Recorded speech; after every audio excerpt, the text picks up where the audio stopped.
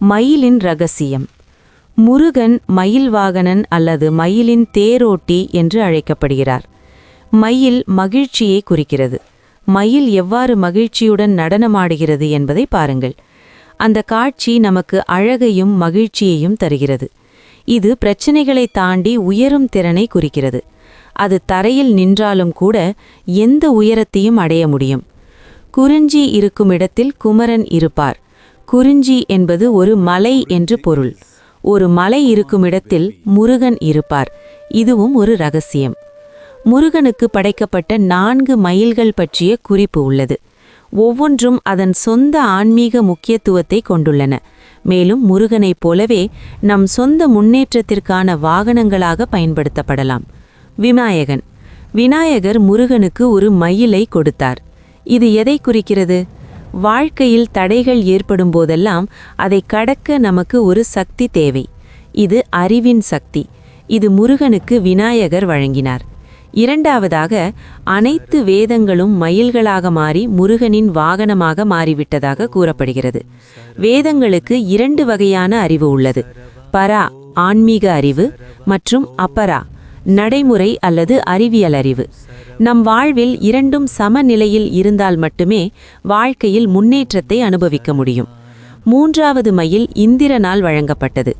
இந்திரன் என்பது கூட்டு உணர்வு, சமூக விழிப்புணர்வு.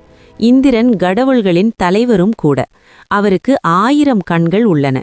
பல கண்களும் காதுகளும் உள்ளவன் சமூகத்தில் நடக்கும் அனைத்திலும் கவனம் செலுத்துகிறான் என்பது ஒரு பழைய பழமொழி. நாம் ஒரு சமூகத்தில் வாழ்கிறோம். ஒரு சமூகத்திற்கு ஒரு தலைவர் தேவை. ஒரு தலைவர் இல்லாமல் குழப்பம் உள்ளது. பிரச்சனைகளிலிருந்து வெளியே வர, சமூகத்தை பிரச்சனையிலிருந்து வெளியே கொண்டு வர சமூகம் ஒரு தலைவரை தேர்ந்தெடுக்கிறது. இந்த சக்தி ஒரு மயிலில் உள்ளது.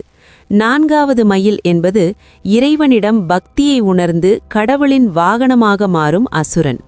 கடவுளை நோக்கிய அவரது அணுகுமுறை அசுர குணங்களை அன்பாகவும் பேரின்பமாகவும் மாற்றுகிறது. மயிலின் ஆழமான அர்த்தம் மனம். மனமே முருகனின் மயில் வாகனம். முருகனின் வாகனம் மனம். முருகர் நம் மனதை எப்போதும் ஒரு வாகனம் போல இயக்குகிறார். நாம் சமூகத்தை பற்றி அறிந்திருக்கிறோம். நம் வாழ்க்கையில் உள்ள தடைகளை தாண்டுவது பற்றிய எண்ணங்கள் நம்மில் எழுகின்றன. ஆன்மீக மற்றும் நடைமுறை அறிவு நம் மனதில் பயன்படுத்தப்படுகிறது.